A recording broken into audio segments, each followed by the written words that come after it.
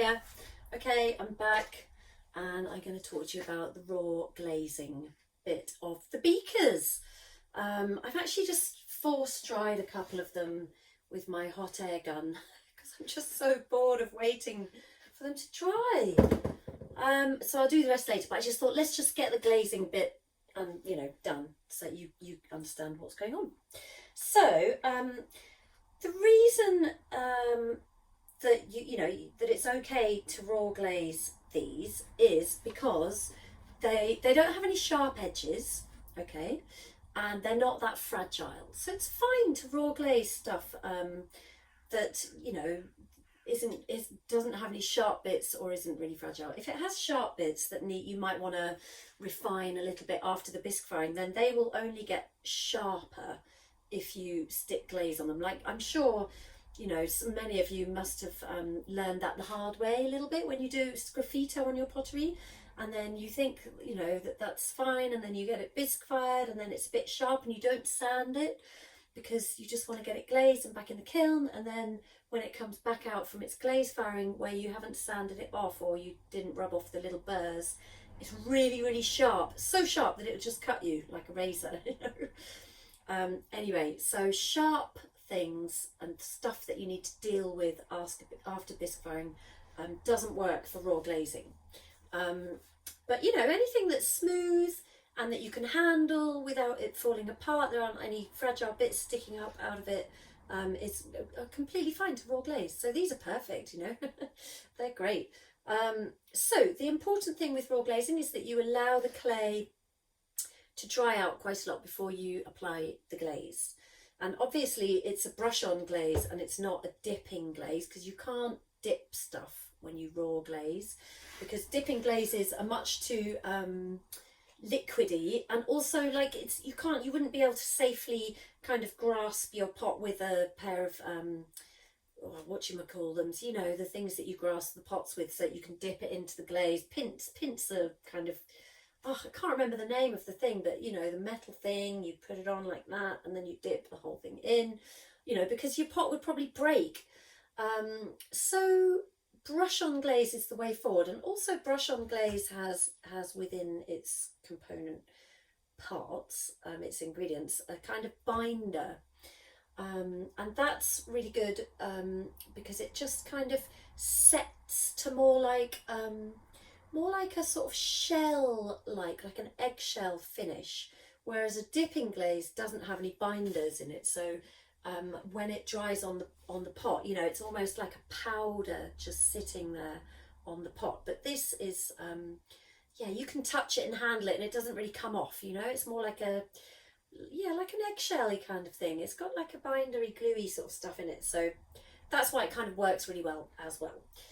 Okay, so I've let this clay dry out quite a lot. It's not bone dry, but it's quite shy of bone dry, but it really is different again, It's dry enough. And also the reason that it's important to let it dry quite a lot is because obviously clay likes to shrink during its drying process. So this clay likes to shrink 10 to 15%.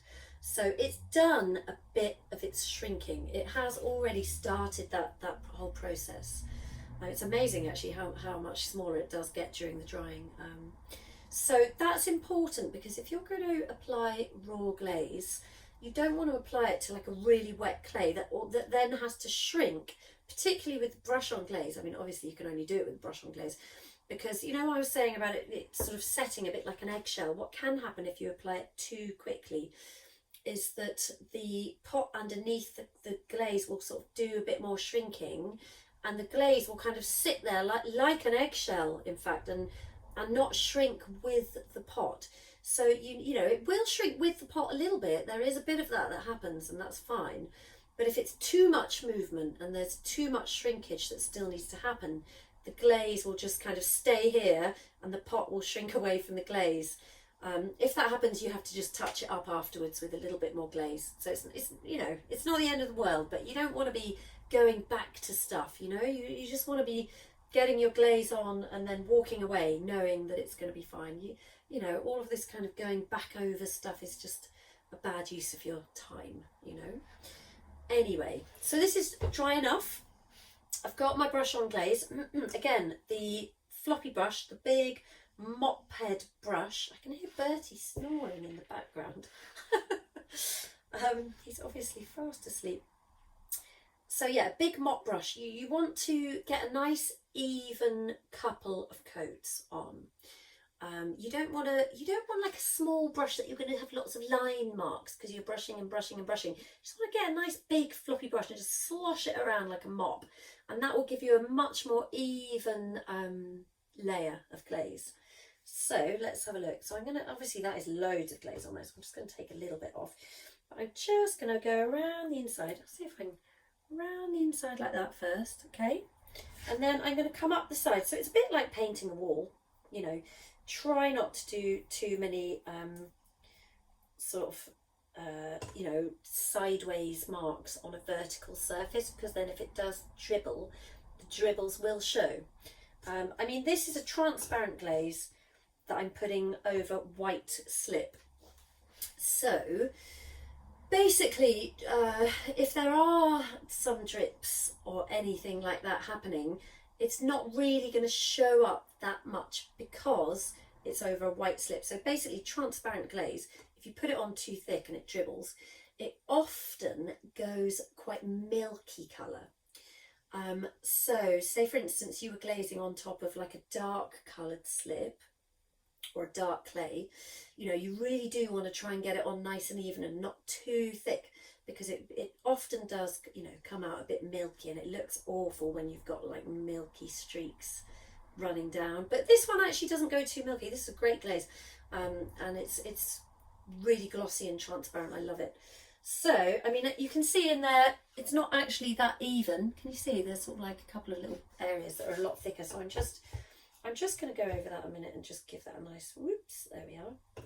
So that's much better. Okay. And the sides are quite even. And around here, I'm just going to bring it up and over the rim. And I'm also just going to bring it down onto the clay body a little bit, because where the glaze meets the clay body and comes past the slip area here, it will give a nice dark line around that edge, which is just part of the whole design.